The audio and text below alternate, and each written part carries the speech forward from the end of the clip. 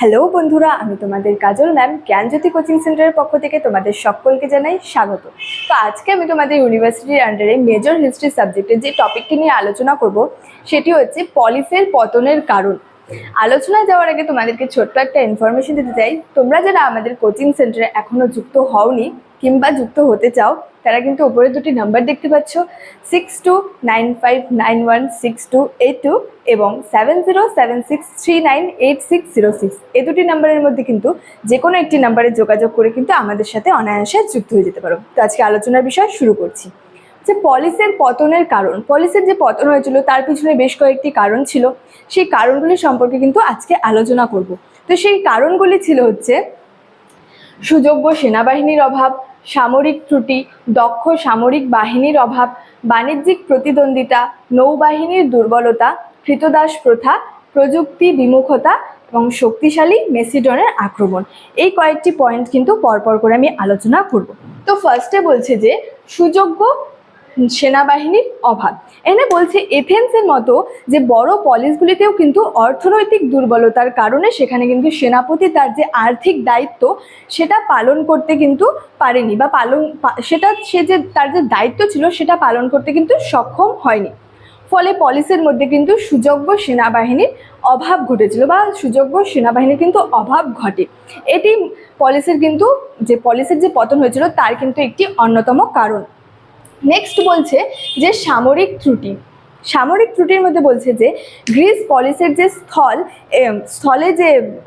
স্থলে যে সেনারা ছিল তারা কিন্তু ঢাল এবং যে তলোয়ার নিয়ে যুদ্ধে দক্ষতা থাকলেও, মানে ঢাল ও তলোয়ার নিয়ে যুদ্ধে দক্ষতা থাকলেও তারা কিন্তু যে পার্বত্য অঞ্চলের যুদ্ধে বিশেষ দক্ষতা কিন্তু দেখাতে পারেনি, বা পার্বত্য অঞ্চলের যুদ্ধে বিশেষ দক্ষতা সেখানে কিন্তু তারা দেখাতে পারেনি।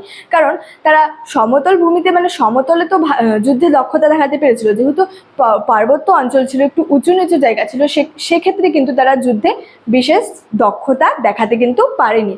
তবে তাছাড়া যে সেখানে যে অধিকাংশ গ্রিক সৈন্যরা ছিল তারা কিন্তু কৃষক এবং অপেশাদার ছিলেন। যেহেতু তারা কৃষক ও অপেশাদার ছিলেন, তারা কৃষিকাজ ও ফসল রক্ষার স্বার্থে কিন্তু দীর্ঘস্থায়ী যুদ্ধে জড়াতে কিন্তু চাইতো না। মানে দীর্ঘস্থায়ী বলতে দীর্ঘ সময় ধরে কিন্তু তারা যুদ্ধে জড়াতে চাইতো না। ফলে তারা যুদ্ধে জড়াতে চাইতো না, ফলে যে দীর্ঘস্থায়ী যুদ্ধে পলিসের কিন্তু সেনারা বা সৈন্যরা কিন্তু ব্যর্থ হয়েছিল, যেটি একটি পলিসের কিন্তু পতনের কারণ হয়ে দাঁড়ায়। নেক্সট পয়েন্টে বলছে যে দক্ষ সামরিক বাহিনীর অভাব। এখানে বলছে গ্রিসের অধিকাংশ নাগরিক যেহেতু কৃষক এবং যে অপেশাদার ছিলেন, সেহেতু তারা কিন্তু দীর্ঘস্থায়ী যুদ্ধে জড়াতে চাইতো না, মানে দীর্ঘ সময় ধরে কিন্তু যুদ্ধ করতে তারা চাইতো না।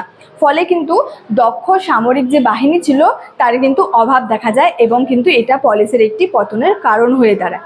নেক্সট বলছে বাণিজ্যিক প্রতিদ্বন্দ্বিতা। নেক্সট পয়েন্টে বলেছে হচ্ছে বাণিজ্যিক প্রতিদ্বন্দ্বিতা। যে গ্রিসের বাণিজ্যিক উন্নতির ফলে যে পলিসের মধ্যে যে বাণিজ্যিক প্রতিদ্বন্দ্বিতা কিন্তু শুরু হয়েছিল, এবং এটি একটি সময় পর কিন্তু সংঘর্ষের রূপ নিয়েছিল, বা সংঘর্ষের রূপ নেয়। এই সংঘর্ষই কিন্তু পলিসের পতনের কারণ হয়ে ওঠে, বা পলিসের পতনের কারণ হয়ে ওঠে। নেক্সট বলছে হচ্ছে নৌবাহিনীর দুর্বলতা। মানে নৌবাহিনী দুর্বল হয়ে পড়েছিল। বলছে এথেন্সে পলিসের যে নৌবাহিনীর বা নৌবহরের যে আর্থিক দায়িত্বে যে 1200 ধনী নাগরিক বা 1200 ধনী যে পরিবার পালন করত, তারা তা থেকে কিন্তু সরে এলে নতুন করে এই পেশায় যুবকরা কিন্তু নিযুক্ত হতে চাইতো না, বা এই পেশায় কিন্তু যুবকরা আবার যুক্ত হতে কিন্তু চাইতো না। ফলে কিন্তু নৌবাহিনীর দুর্বলতা দেখা দিয়েছিল, তা কিন্তু পলিসের পতনের অন্যতম একটি কারণ ছিল। নেক্সট বলছে যে কৃতদাস প্রথা। কৃতদাস প্রথার ব্যাপারে বলছে উৎপাদন ব্যবস্থায় সম্পূর্ণভাবে এখানকার যে নাগরিক বা জনগণরা ছিল তারা কিন্তু কৃতদাসের ওপর নির্ভরশীল ছিল। মানে যে গ্রিসের যে কৃতদাসরা ছিল তারা কিন্তু সম্পূর্ণভাবে উৎপাদন ব্যবস্থায় সম্পূর্ণভাবে যে গ্রিসের জনগণরা ছিল তারা কিন্তু কৃতদাসদের ওপর নির্ভরশীল হয়ে উঠেছিল, বা নির্ভরশীল হয়ে কিন্তু পড়েছিল। ফলে সাধারণ নাগরিকরা, যেহেতু তারা জনগণরা কৃতদাসদের উপর নির্ভরশীল ছিল, সেহেতু সাধারণ নাগরিকরা অলস এবং কর্মবিমুখ হয়ে উঠেছিল।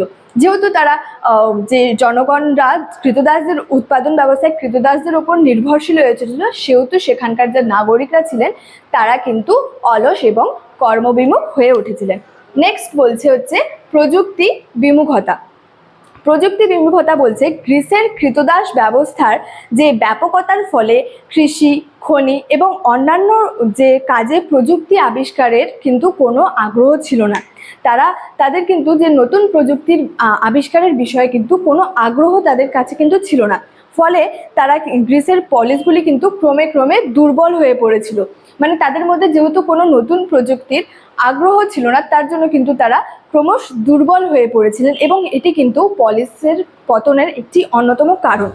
নেক্সট বলছে যে শক্তিশালী মেসিডনের আক্রমণ। পরিবর্তিত পরিস্থিতিতে যে মেসিডনের সমান দক্ষতা গ্রিক পলিসগুলি কিন্তু দেখাতে পারেনি। তাই সুদক্ষ মেসিডনের বাহিনীর আক্রমণকে প্রতিহত করতে না পারায় কিন্তু গ্রিস পলিসগুলির পতন ঘটেছিল। মানে তারা কিন্তু সেখানে যে সুদক্ষ মেসিডন বাহিনীর আক্রমণকে প্রতিহত করতে পারেনি, সেহেতু কিন্তু গ্রিক পলিসগুলির কিন্তু পতন ঘটেছিল। মানে এই পলিসের পতনের বিভিন্ন কারণ সম্পর্কে আজকে কিন্তু আমরা আলোচনা করলাম। নেক্সট দিন দেখা হচ্ছে তোমাদের সাথে পরবর্তী কোনো একটি টপিক নিয়ে। ততক্ষণের জন্য ভালো থেকো, সুস্থ থেকো। Thank you so much. Thanks for watching.